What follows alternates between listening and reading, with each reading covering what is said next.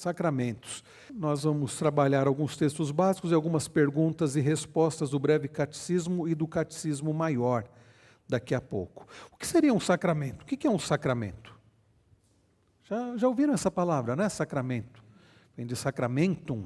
Em termos religiosos, seriam meios até a morte. Essa palavra sacramento, ela não aparece na Bíblia. Tá? É uma palavra que não aparece na Bíblia, mas que representa algo que está na Bíblia. É algo que está na Bíblia. Quando um crente é batizado, ele está empenhando a sua fidelidade a Cristo. Quando ele participa da ceia, ele está reafirmando este juramento de fidelidade até a morte. Por isso que uma definição de sacramento é meios até a morte.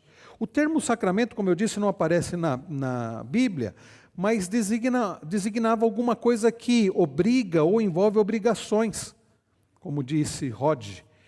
O teólogo Agostinho, bispo de Hipona, viveu entre 354 a 430 depois de Cristo, há muito tempo.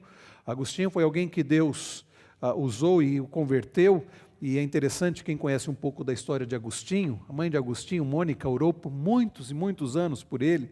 Era um homem devasso, alguém que vivia na prática deliberada do pecado, mas quando Deus o alcança através da graça, esse homem tem a vida transformada.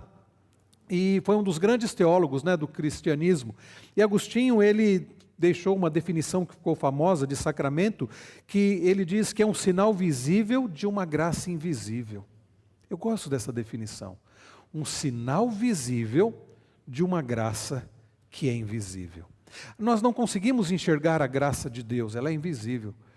Mas nós podemos representar isso através de um sinal. Quando nós temos o batismo, nós temos no lavar através da água, um sinal visível de uma graça que é invisível. Ou vocês acham que a água tem poder para purificar pecados? Não tem. A graça da purificação dos pecados, mediante o agir do Espírito Santo, pelo sangue de Cristo Jesus, o Cordeiro de Deus que tira o pecado do mundo, é algo invisível.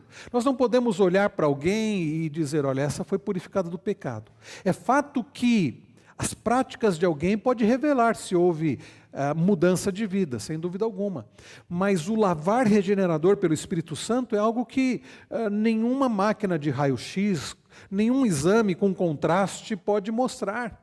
Então é algo invisível. E é algo que é representado de forma visível, através do batismo, cujo elemento qual é? Qual é o elemento usado no batismo? A água. A graça da presença de Cristo, ela é invisível. O fortalecimento, a santificação de Cristo, a forma como o Senhor nos alimenta espiritualmente é invisível. Mas isso pode ser representado de forma visível, através do pão e do vinho, através do pão e do cálice, a ceia do Senhor. Estão entendendo por que Agostinho chama de sacramento um ato visível, né? É um sinal visível de uma graça invisível? Então, muito bem, meus irmãos, então são meios até a morte. Eu costumo dizer que um sacramento é uma ordenança. E os sacramentos que nós temos são ordenanças que Cristo deixou para a sua igreja. São ordenanças que são observadas e são meios até a morte. Então, quais são as duas ordenanças que Jesus deixou para a sua igreja? Talvez você agora já comece a pensar, mas por que só duas?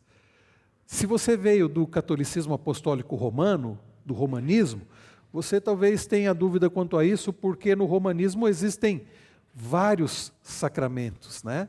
Vários sacramentos. Mas por que nós não cremos em vários sacramentos, em 7 sacramentos? Nós cremos apenas em 2 sacramentos, porque nós conseguimos enxergar no Novo Testamento, nas Escrituras, Jesus deixando 2 ordenanças para a sua igreja.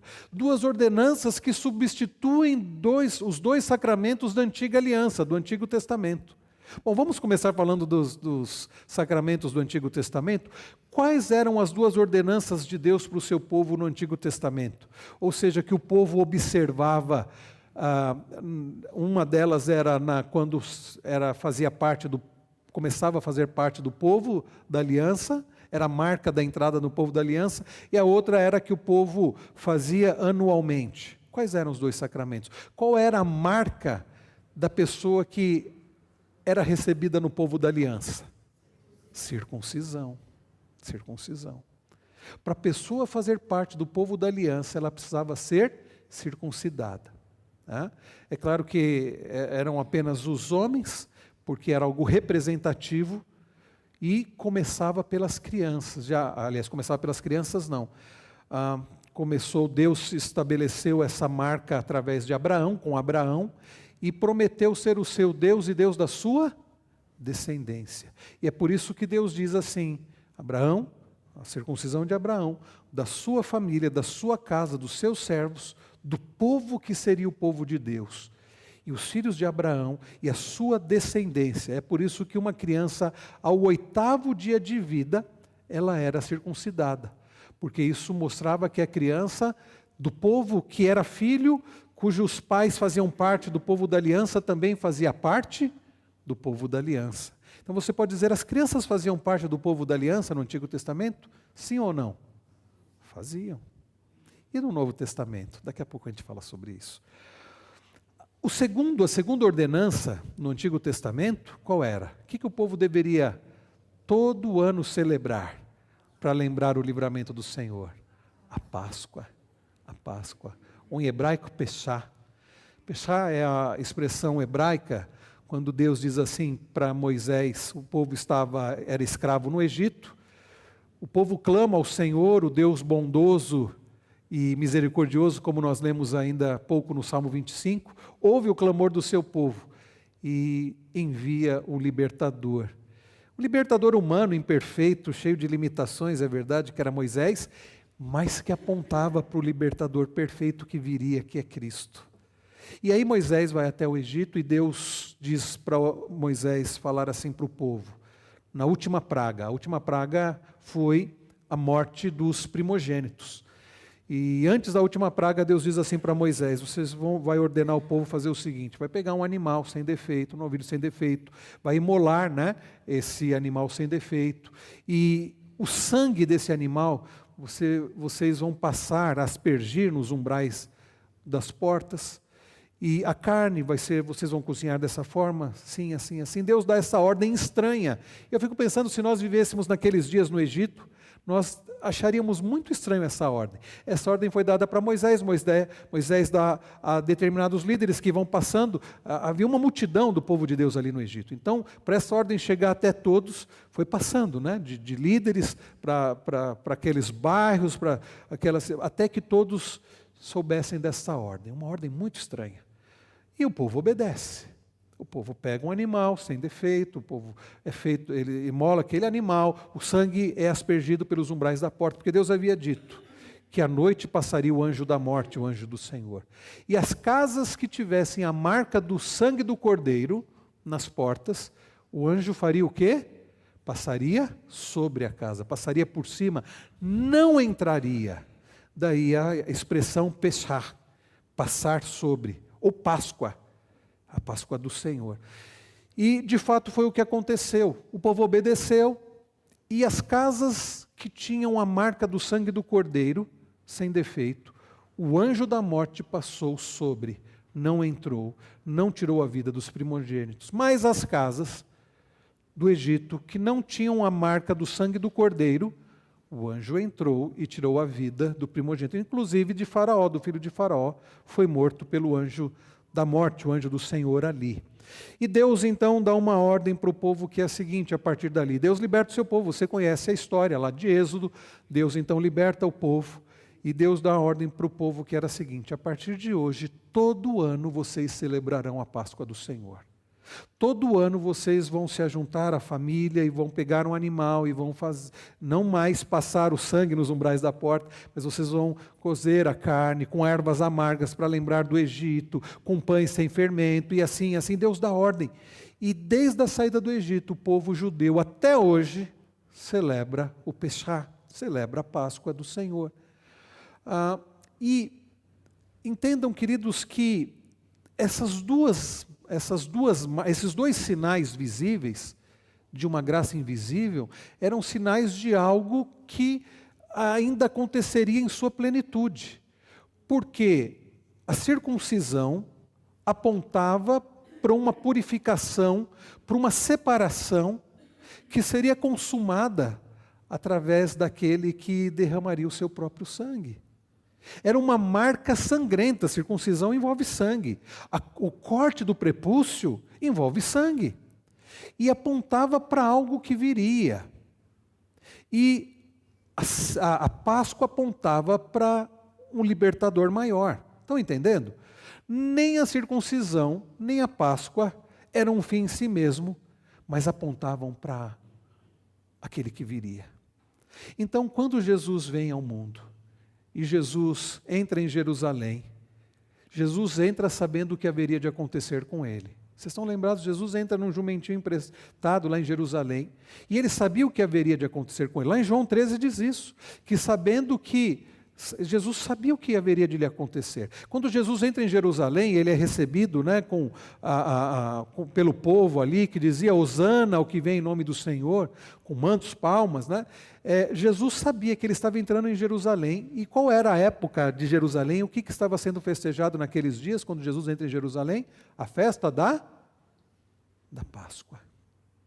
Jesus entra em Jerusalém por ocasião da Páscoa. Ele se reúne com seus discípulos num cenáculo, uma sala grande. E Jesus vai para Jerusalém na Páscoa, porque Jesus tinha consciência de que ele era o Cordeiro Pascal. Jesus tinha consciência de que tudo aquilo que o povo de Deus no Antigo Testamento celebrava, todo ano, apontava para ele. Jesus sabia que o sangue dos animais não tinham poder para purificar pecados, mas apontavam para o sangue do Cordeiro sem defeito. Tanto é que João Batista, quando vê Jesus, os irmãos se lembram quais foram as palavras de João Batista? Eis o Cordeiro de Deus, que tira o pecado do mundo. Quem é, queridos, que tira o pecado do mundo? É o Cordeiro de Deus. Então, todos aqueles animais que os sacerdotes imolavam, né, apontavam para Jesus Cristo. Apontavam para Cristo Jesus. É por isso que o autor aos Hebreus se refere a Jesus como o nosso grande sumo sacerdote, que de uma vez por todas ofereceu o sacrifício. Diferente dos sacerdotes humanos que eram pecadores e mortais, Jesus santo e eterno. Então, quando nós olhamos para o Antigo Testamento, nós enxergamos a Páscoa e a circuncisão. Jesus Cristo, ele celebra a ceia, e ele, ao pegar o pão e partir o pão, ele diz, este é o meu corpo que é dado por vocês, fazer isso em memória de mim. E ele toma o cálice dizendo, este é o cálice da nova aliança do meu sangue, façam isso todas as vezes que vocês beberem desse cálice, e todas as vezes que vocês comerem esse pão e beberem esse cálice, e anunciem a morte do Senhor até que ele venha. Paulo diz isso lá em 1 Coríntios 11. Então, queridos, Jesus, ao entrar em Jerusalém, por ocasião da Páscoa, ao celebrar a ceia do Senhor, ele está substituindo aquilo que o povo de Deus realizou ao longo de todo o Antigo Testamento, que apontava para aquilo que aconteceria com Jesus, a morte de Cristo. Jesus está instituindo a ceia. A ceia é a substituição da Páscoa. É por isso que nós não celebramos a Páscoa judaica, porque nós celebramos a ceia do Senhor e a ressurreição do Senhor. A Páscoa cristã é a ressurreição, é a ceia do Senhor que nós celebramos todos os meses, ao comer do pão e beber o cálice. E todo domingo nós celebramos a ressurreição do Senhor. Essa é a Páscoa cristã, né? E qual era o outro sacramento do Antigo Testamento? A circuncisão. Jesus institui o batismo. Qual é a marca da entrada da pessoa na igreja do Senhor Jesus? É o batismo. O lavar através da água, que representa a purificação. Então, a circuncisão do Antigo Testamento foi substituída pelo batismo. Então, quais eram os dois sacramentos do Antigo Testamento? Circuncisão e Páscoa. Jesus substitui pelo batismo e pela ceia do Senhor. Quais são, queridos irmãos, os dois sacramentos da igreja do Senhor Jesus, então? Batismo e a ceia do Senhor. Tudo bem? Está claro? Os alunos da classe de catecúmenos, no exame do conselho, podemos perguntar isso para vocês já vão saber. Brincadeira, nós não vamos fazer perguntas assim para vocês não, tá bom? Mas é muito importante que todos nós saibamos quais são os sacramentos, porque tem a ver com a nossa vida cristã.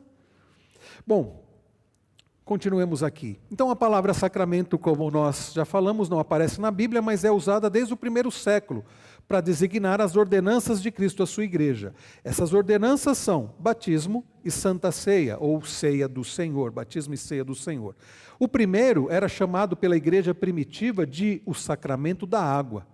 E o seguinte, que é a ceia do Senhor, o sacramento da comunhão. Então nós temos o sacramento da água, que é o batismo, e o sacramento da comunhão, que é a ceia do Senhor. Então, Jesus instituiu apenas 2 sacramentos. O que a Bíblia ensina a respeito? Isso aqui eu já adiantei para vocês, Circuncisão e Páscoa no Antigo Testamento. A circuncisão era um sinal do pacto estabelecido por Deus com Abraão como pai da fé. Eu quero convidar vocês para que abram suas Bíblias em Gênesis, capítulo 17. Irmãos, se surgir alguma pergunta, alguma participação, fiquem à vontade. Levanta aí o braço, tá? Aqui nós temos microfone com os diáconos. É muito bom ter a participação dos irmãos. Até aqui tudo bem? Tranquilo até aqui, irmãos? Ok. Gênesis 17, nós temos aqui a aliança e a circuncisão. Uma das palavras mais significativas da Bíblia é a palavra aliança. Brit, do hebraico, Brit, que significa pacto. No Antigo Testamento, no Novo Testamento do grego é diatek, aliança. O que é uma aliança, irmãos? O que é uma aliança? O que é aliança? Fala assim, eu fiz uma aliança com uma pessoa. É um pacto, Isso aqui é uma aliança. Eu estava falando quando eu fui sequestrado, foi justamente o dia que eu estava fazendo 15 anos de casado. E aí levaram minha aliança nesse dia. Não tem problema, comprei uma nova. A Cris gostou, A nossa, depois de 15 anos, estava bem riscada. Tem uma nova. Quando a pessoa casa, ela coloca uma aliança. E por que ela coloca uma aliança? Porque a aliança simboliza a ideia de união. Eu resolvi me unir com uma pessoa. E nessa união existem...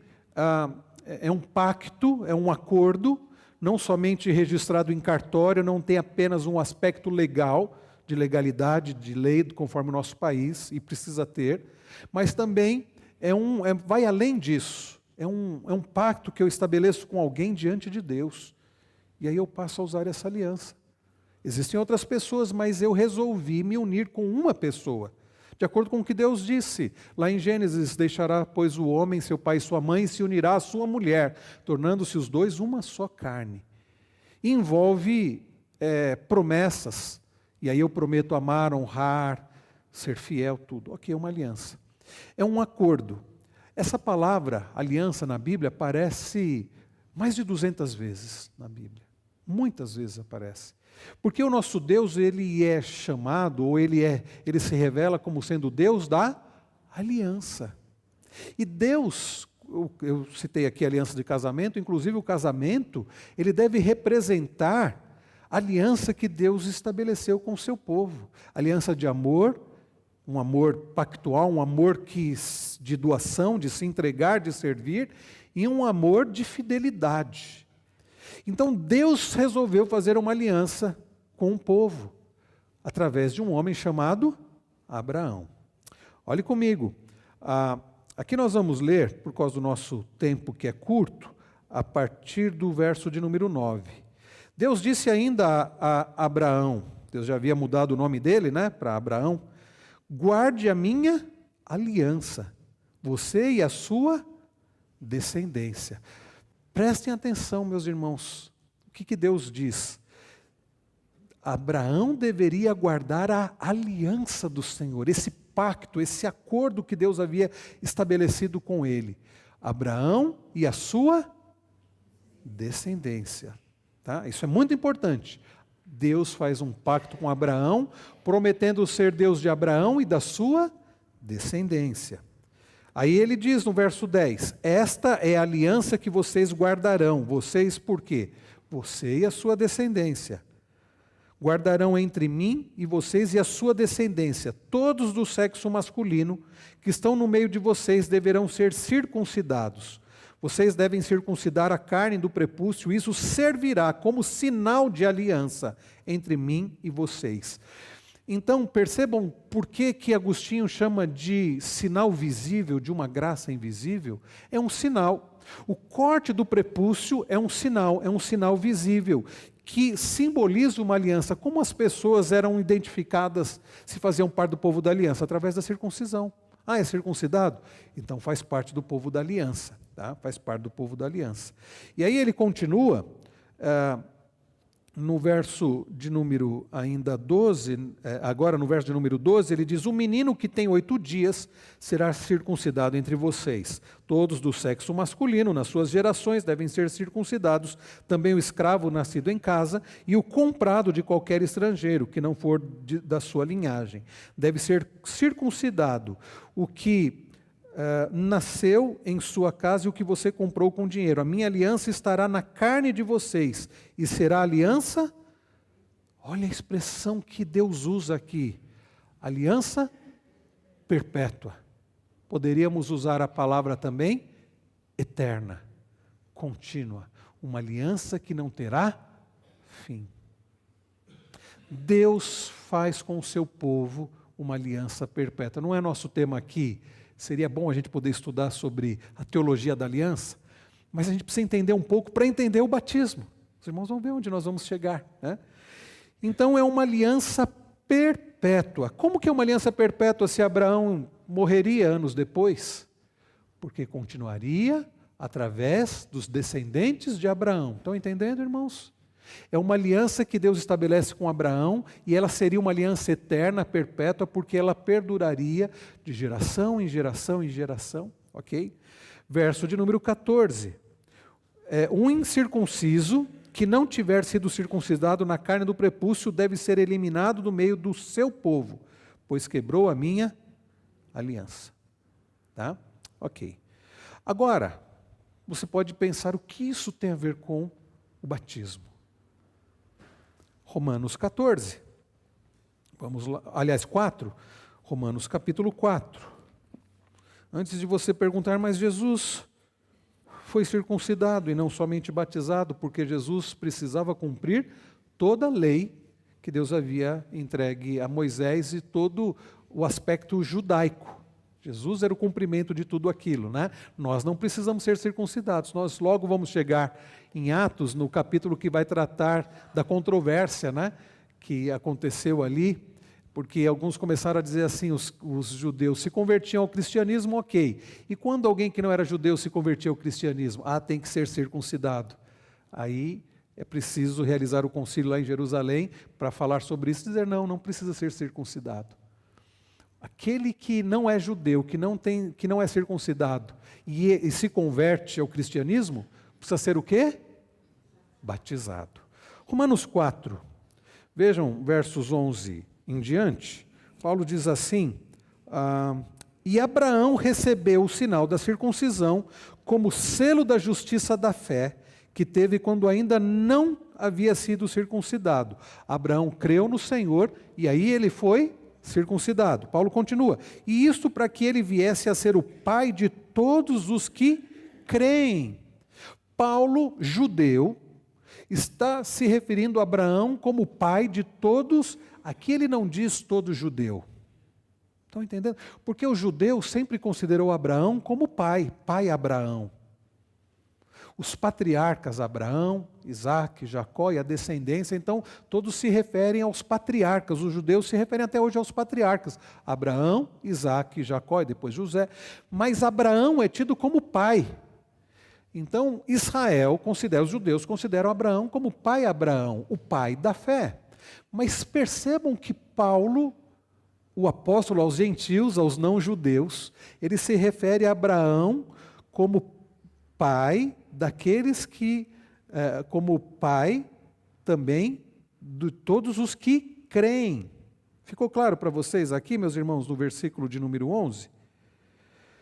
Aí ele diz, verso 12, ele é também pai da circuncisão, isto é, daqueles que não são apenas circuncisos, mas também andam nas pisadas da fé que teve Abraão, nosso pai, antes de ser circuncidado. Paulo continua, verso 13, a promessa de que seria herdeiro do mundo não veio a Abraão ou a sua descendência por meio da lei, e sim por meio da justiça da fé. Irmãos queridos, percebam que Abraão é colocado aqui como pai de todos os que creem, porque a pessoa era circuncidada pela fé que tinha no Deus de Abraão, e as crianças eram circuncidadas, mas elas não tinham fé no Deus de Abraão. Como uma criança com 8 dias de vida vai ter fé? Mas era pela fé dos pais dela. A criança era incluída no seio, no meio do povo da aliança, porque era filho de pais que pertenciam à aliança. E a ligação que Paulo faz aqui é o seguinte: que se no Antigo Testamento a pessoa fazia parte do povo de Deus, e a marca era a circuncisão, e ela precisava crer em Deus, e ela recebia a circuncisão, qual é a marca da pessoa que entra na igreja de Jesus? O batismo, daquele que crê, daquele que crê. Tá?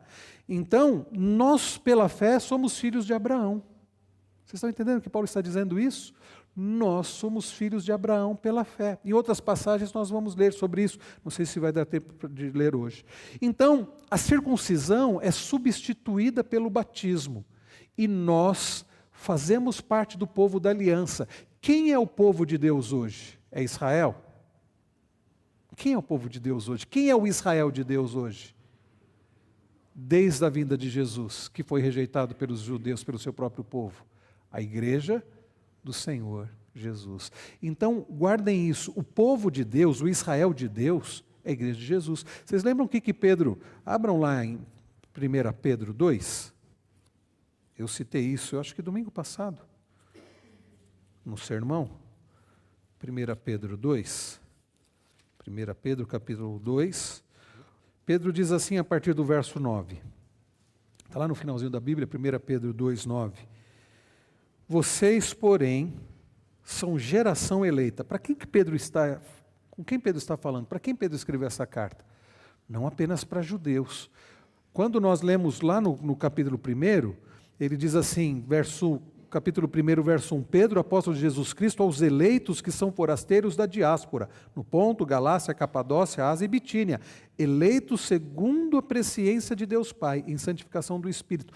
Essas regiões aqui que eu citei, né, Ponto, Galácia, Capadócia, Ásia e Bitínia, era uma região que a maior parte das pessoas que ali moravam não eram judeus. Haviam judeus que haviam saído de Jerusalém por causa da perseguição e haviam parado lá, convertidos ao cristianismo, mas havia ali também gentios convertidos ao cristianismo. Em outras palavras, Pedro não está escrevendo esta carta apenas para judeus convertidos ao cristianismo, mas para gentios convertidos ao cristianismo. E ele se refere, agora voltando para o capítulo 2, verso 9, se refere àqueles nossos irmãos como geração eleita, sacerdócio real, nação santa, povo de propriedade exclusiva de Deus. Ou seja, quem é o Israel de Deus? É a igreja. Pedro está escrevendo a cristãos, Pedro está escrevendo a membros da igreja de Cristo, e Pedro, judeuzão, lembra que Pedro teve até dificuldade para ir na casa de Cornélio, nós vimos isso domingo passado, foi preciso Deus mostrar para ele, dar uma visão de um lençol cheio de animais, e Deus diz assim, mata e come, e Pedro diz assim, eu nunca fiz isso, eu nunca comi animais impuros, eu nunca me misturei com outros povos, é o que Pedro estava dizendo. O que Deus disse para ele? Não considere impuro o que eu santifiquei. E aí Deus o envia na casa de Cornélio, centurião, guarda ali, um capitão, né? Responsável por 100 soldados, romano, italiano. Alguém, meus irmãos, que recebe o batismo. E as pessoas questionam Pedro, o reverendo Wilson vai pregar hoje o capítulo 11, né? Eu mencionei apenas o capítulo 11, eu preguei o capítulo 10, de 9 até o final, e mencionei os 18 primeiros versículos do capítulo 11. Porque o povo, algumas pessoas ouvem que Pedro entrou na casa de um gentio, de um não-judeu. Pedro, o que aconteceu? Você está maluco, rapaz? Como você foi capaz de entrar na casa de um não-judeu, de um gentio?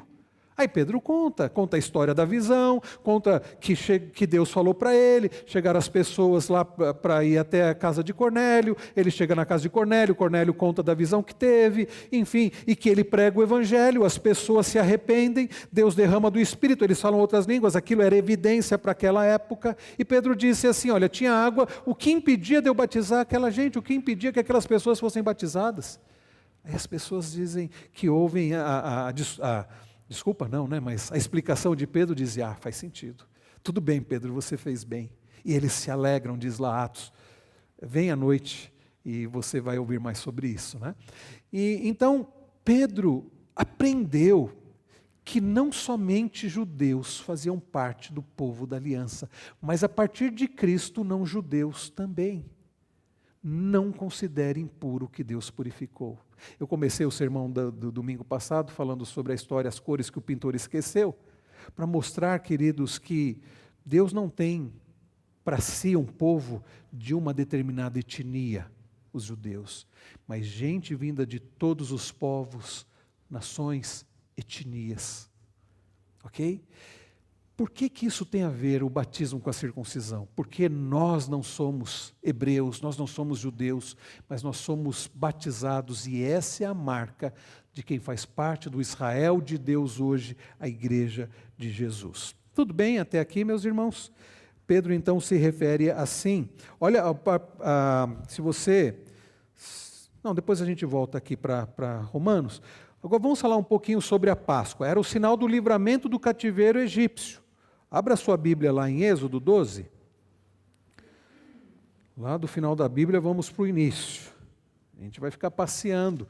E vocês vão percebendo com isso que há uma ligação entre o Antigo e o Novo Testamento.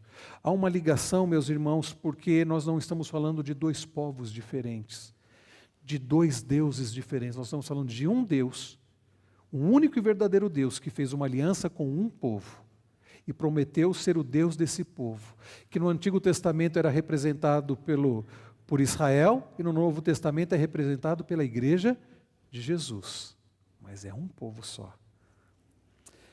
Êxodo 12, aqui para ficar claro para os irmãos, nós temos um texto um pouco comprido, mas...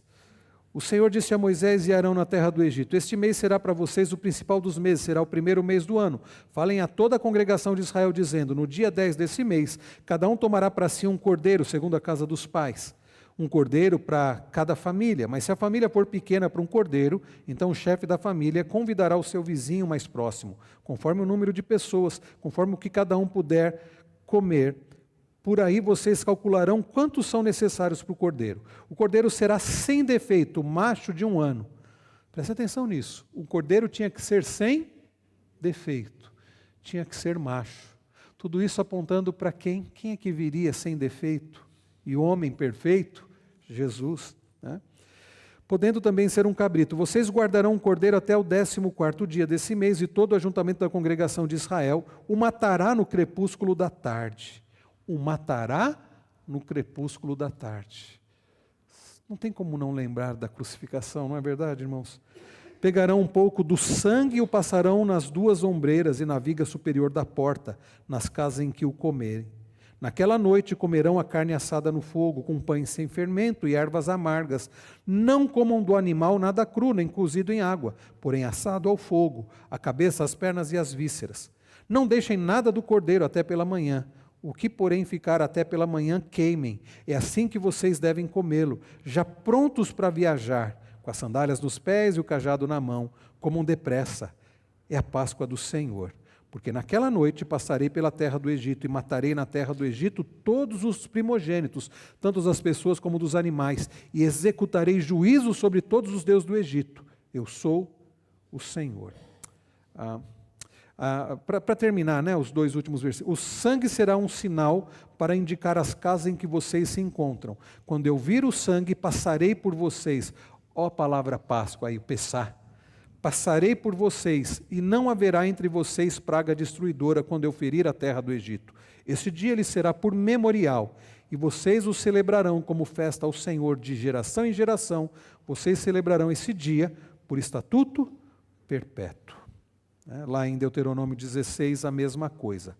Então vejam, irmãos, claramente esses dois sacramentos foram sucedidos pelo batismo e pela ceia do Senhor. A circuncisão pelo batismo, a Páscoa pela ceia do Senhor. Batismo é chamado de circuncisão de Cristo. Paulo usa essa expressão lá em Colossenses 2, 11 e 12. E a ceia instituída quando Cristo celebrava a Páscoa, pois o Cordeiro Pascal apontava para Jesus, conforme nós lemos lá em João 1,29. Ele que é o Cordeiro de Deus, que tira o pecado do mundo. Tendo dito isso, irmãos, o Novo Testamento mostra que Jesus instituiu apenas 2 sacramentos. Na noite em que estava para ser entregue às autoridades, Jesus instituiu a ceia. Eu mencionei ainda há pouco, que Paulo registra lá em 1 Coríntios 11, porque eu recebi do Senhor o que também vos entreguei, que na noite em que o Senhor Jesus foi traído, tendo dado graças, partiu o pão e disse: esse é o meu corpo que é dado por vós. Os irmãos costumam ouvir isso no dia da ceia. O batismo foi instituído após a sua ressurreição, quando ele determinou aos discípulos. Mateus 28, 19, ide, portanto, fazei discípulos de todas as nações, batizando-os em nome do Pai, do Filho e do Espírito Santo.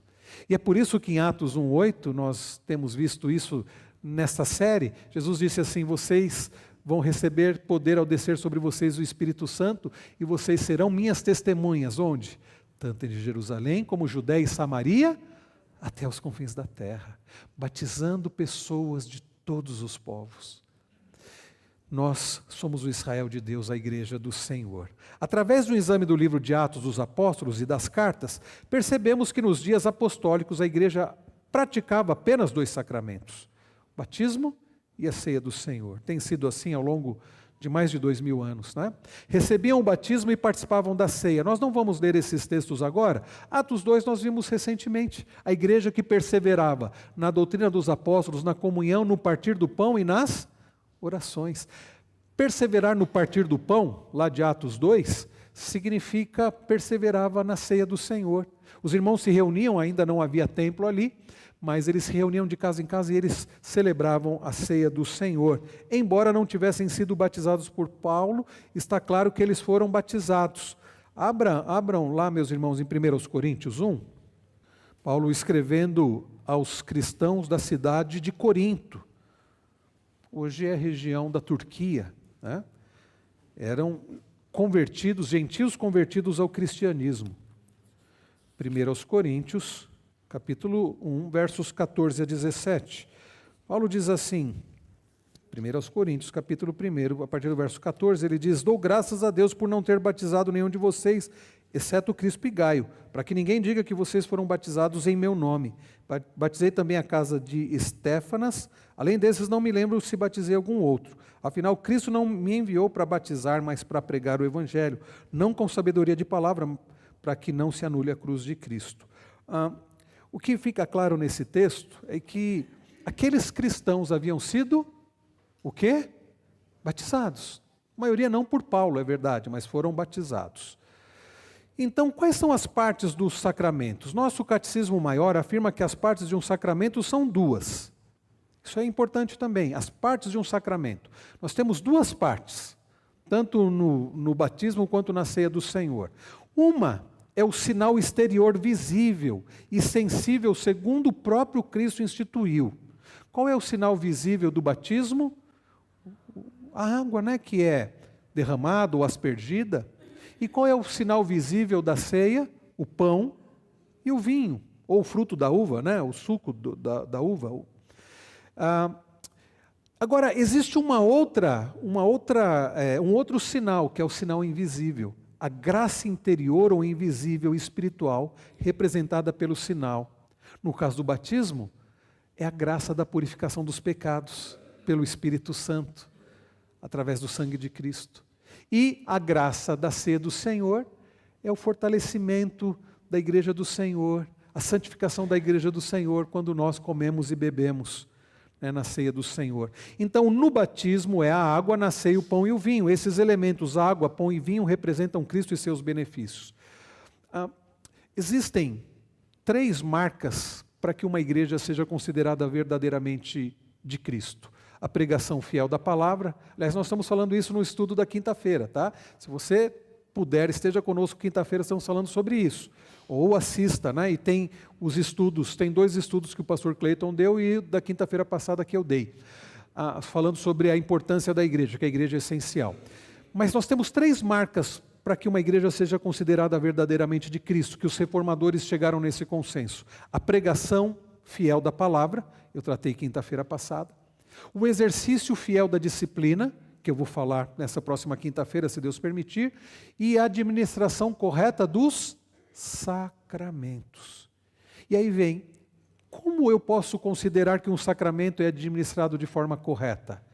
Para que um sacramento, o batismo, a ceia, seja considerado de forma correta, eu preciso de 3 coisas. Um ministro do Evangelho, para administrar o batismo ou a ceia do Senhor. Os elementos, no caso do batismo, a água, e no caso da ceia, o pão e o vinho, ou fruto da uva. Você não pode trocar isso, não pode ser outros elementos. E a pessoa que tem fé. Ok? Não adianta falar assim, vamos batizar? Vamos batizar com qualquer outra coisa que não seja água. Está errado. A quantidade de água para nós não importa. Alguns irmãos nossos ainda não entenderam que o que purifica não é a água. Quem é que purifica? É o agir do Espírito Santo, pelo lavar no sangue de Cristo. É uma purificação espiritual. A pessoa pode ser mergulhada e tirada da água centenas de vezes, se não houver essa purificação espiritual, aquilo lá só foi algo simbólico. E ela não vai ser purificada. Vocês estão entendendo? No caso da ceia, tem que ser pão. Vou fazer uma ceia com broinha, vou fazer com bolo de fubá. Não, tem que ser o pão. Tá? Eu fui uma vez numa igreja, lá em Itanhaém, que eu achei interessante, na hora da ceia, eu acho que o pastor fazia uns pães. Não me peçam para fazer isso que eu não sei, mas um pãozão caseiro, sabe? E aí os presbíteros saíam com pão assim, aí cada um ia tirando uma lasca, né? Eu achei aquilo diferente, né? É diferente. Tinha o pão e o vinho, ou o suco. Por que nós não usamos vinho, irmãos? Nós entendemos que ali a ideia de vinho é o fruto da uva, né? O vinho é fermentado, nós usamos sem essa fermentação alcoólica. Porque nós entendemos, irmãos, que para evitar certas coisas, por exemplo, tem pessoas que passaram pelo vício do alcoolismo, que tomar um cálice de vinho vai fazer muito mal para ela. Tem pessoas com problemas de saúde, hepatite, né, que a pessoa não pode tomar um cálice de vinho. Então nós usamos o suco de uva e entendemos que não foge. Uma vez uma igreja foi comprar o suco de uva e veio errado, veio aquele de uva, aquele branco, né? E aí ficou e agora, vamos usar ou não? Eles acharam meio estranho, por quê? Porque o simbolismo do vinho, do suco de uva ali, tinto, é para fazer menção ao sangue de Cristo. Então não fez muito sentido o suco de uva branco ali, mas nós temos que usar o fruto da uva. Então não adianta falar, vamos fazer com suco de laranja. Não, tem que ser da uva. Tem que ser o pão e o suco da uva. São os elementos que Jesus deixou. Tem poder os elementos em si? Não. É por isso que não importa. Tem igreja que a pessoa lasca lá, tira uma lasca do pedaço de pão, tem igreja corta bem pequenininho o pão, talvez tem igrejas que o pedaço do pão seja maior. Você não vem na igreja para se alimentar fisicamente. Ali é apenas um símbolo, por isso que o pedaço de pão é pequeno. Tem problema, e o tamanho do cálice? Bom, se for vinho, aí tem problema, né? Se for usar vinho, não vai tomar muito. Mas o que eu quero dizer é que o elemento em si não tem poder. Por isso alguns irmãos nossos, parece que não entendem, não, tem que mergulhar na água. Irmãos, qual é o elemento que Jesus deixou para o batismo? A água.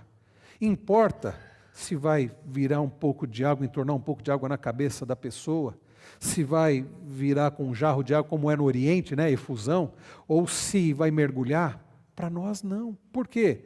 Porque o que importa é que seja usado o elemento que é a água. A quantidade, a forma não importa. Quando eu digo a forma não importa, no sentido de que precisa ser usada a água. Tá?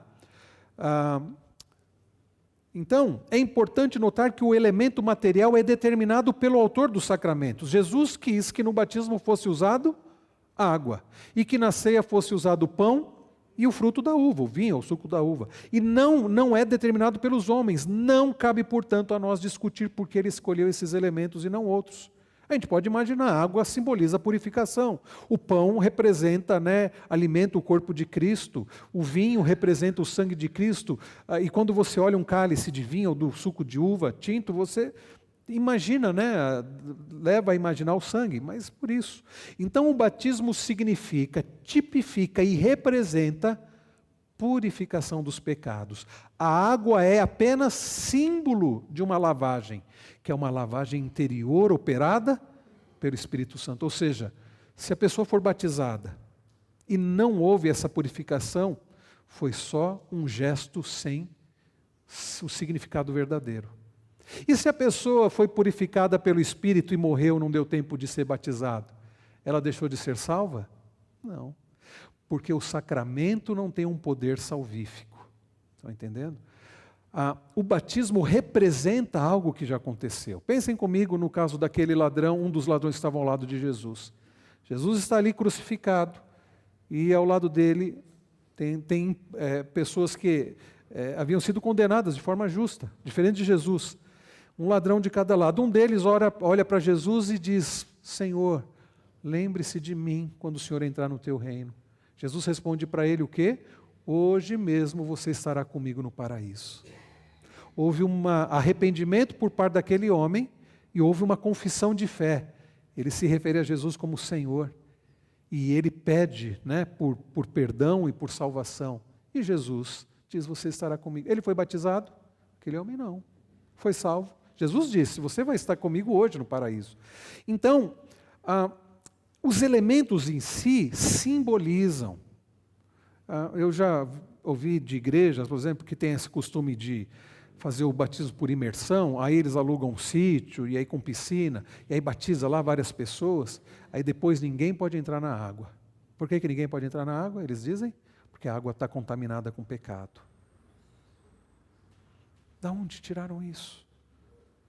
Já vi gente dizendo assim: não, quando eu for batizado e for mergulhado, eu vou sair sem pecado, aí minha vida está mudada. O batismo não é para mudar a vida de ninguém, o batismo é para quem já teve a vida mudada.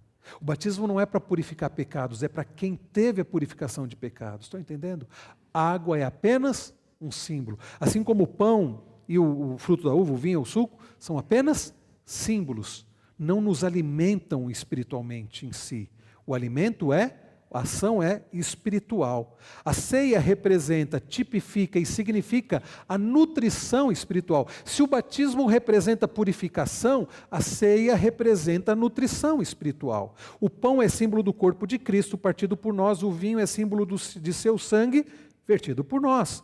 Então, o sacramento é mais do que uma representação simbólica. E aqui vem, irmãos, parte da nossa diferença com algumas outras denominações. Algumas denominações creem que os sacramentos são apenas símbolos e não passam disso, então dizem assim, chamam a ceia de apenas memorial. Os nossos irmãos batistas, por exemplo, a ceia é um memorial. Nós não cremos que seja apenas um memorial. Nós cremos, irmãos, Calvino teve uma compreensão diferente de Lutero e de Zwinglio, os reformadores, Calvino entendia que na ceia Jesus espiritualmente se faz presente, nutrindo a sua igreja espiritualmente através do Espírito Santo. Como Jesus se faz presente? Através do Espírito. Nós não temos visto em Atos Jesus agindo na sua igreja, mas Jesus não tinha subido aos céus. Como que Jesus está agindo? Através do seu Espírito, agindo na igreja. Então nós cremos, queridos, que quando nós participamos da ceia do Senhor, não é um mero teatro.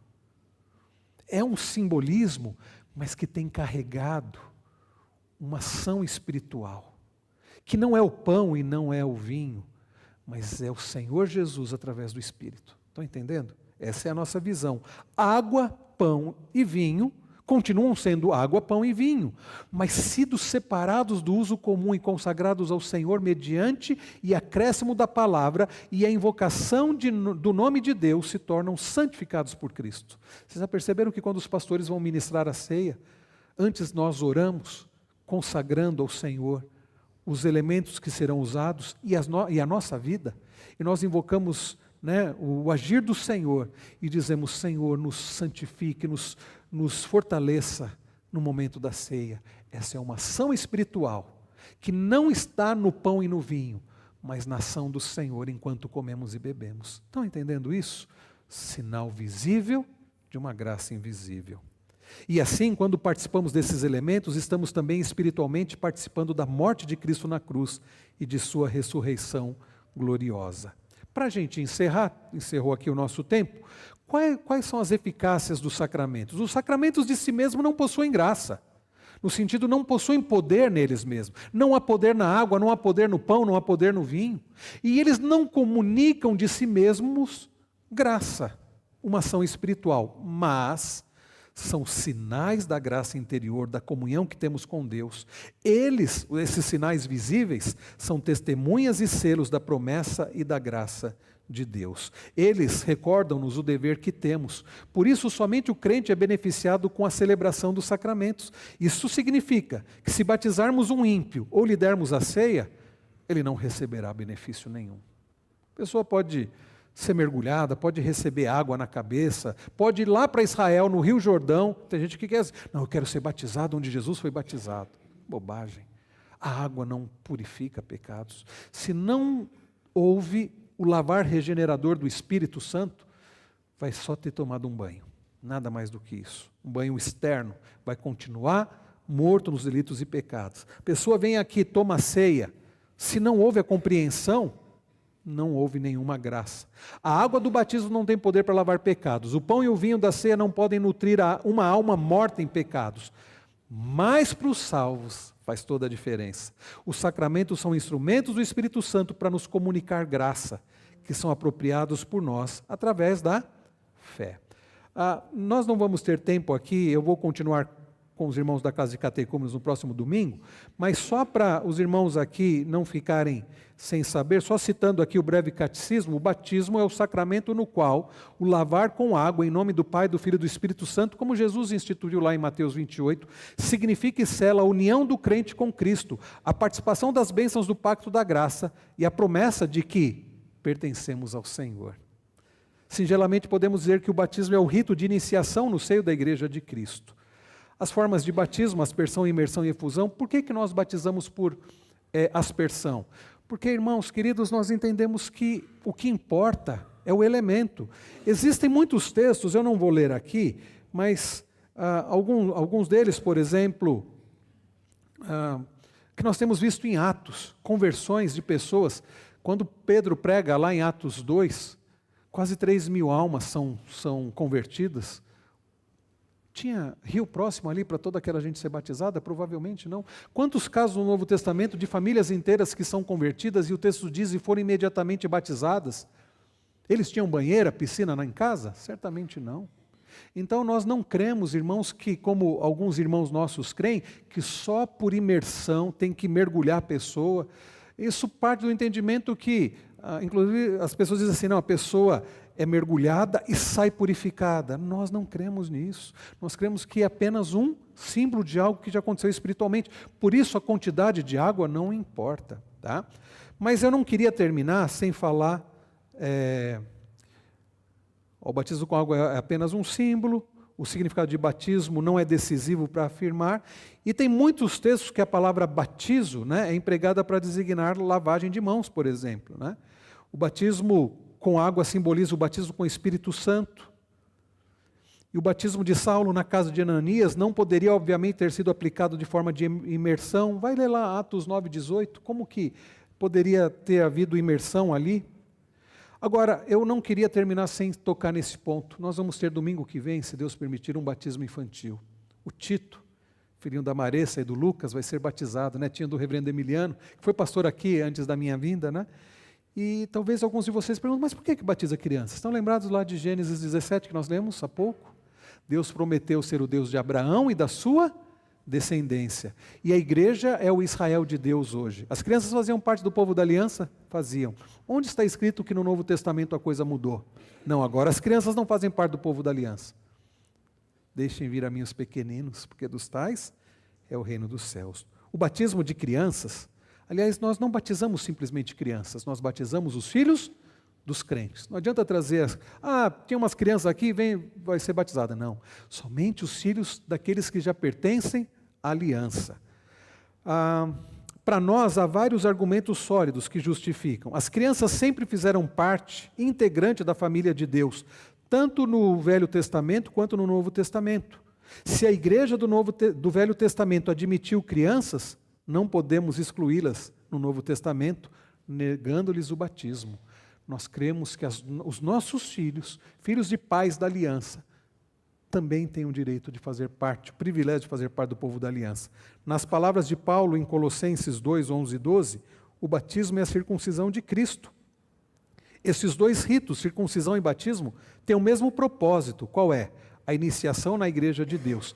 Se no Antigo Testamento a criança era circuncidada ao 8º dia, por que no Novo Testamento a criança não vai ser batizada? A criança judia era circuncidada no 8º dia. Nada que possa impedir procedimento idêntico, que é a aplicação do batismo às crianças na igreja de Cristo. No Novo Testamento há várias referências e batismo de famílias inteiras. É mais natural concluir que nestas famílias havia crianças que teriam sido batizadas. Lá em Atos 16, fala sobre toda a família crendo no Senhor e sendo batizada. Certamente havia crianças ali também, né? Jesus disse que dos tais é o reino dos céus, que tenham mais, quem tenham mais, tenham menos. Como privá-las do batismo se a elas pertence o reino dos céus? Então, irmãos, os filhos dos crentes são, segundo a palavra de Deus, uma semente santa. A Bíblia usa essas expressões. Cordeirinhos de Cristo, herdeiros das promessas feitas ao nosso pai espiritual Abraão. Os filhos dos crentes estão incluídos no pacto e, consequentemente, a igreja de Deus. Não vai dar tempo de falar sobre a ceia do Senhor com mais detalhes, mas eu queria deixar para vocês, para todos vocês, a compreensão do que é o batismo, do que é um sacramento, o que é o batismo, a ceia, e por que nós batizamos as nossas crianças. Nós cremos que Deus fez essa promessa. Por isso, nós presbiterianos somos aliancistas. Nós cremos no Deus da aliança. E nós usufruímos dessa aliança, da graça, para a nossa vida e para a vida dos nossos filhos. Isso isenta a nossa responsabilidade? De jeito nenhum. Nós temos o compromisso de criar nossos filhos, nossas crianças, na palavra do Senhor. Orar por elas, com elas, trazê-las à igreja, para que elas cresçam na família da aliança e se tornem filhos da aliança, confessando a Cristo como Senhor e Salvador. Irmãos, desculpe, eu ia abrir para perguntas, mas nosso tempo já ultrapassou. Se você tiver pergunta, pode fazer agora, depois do término aqui. E os irmãos da Casa de Catecúmenos, se Deus permitir, domingo que vem a gente continua esse assunto.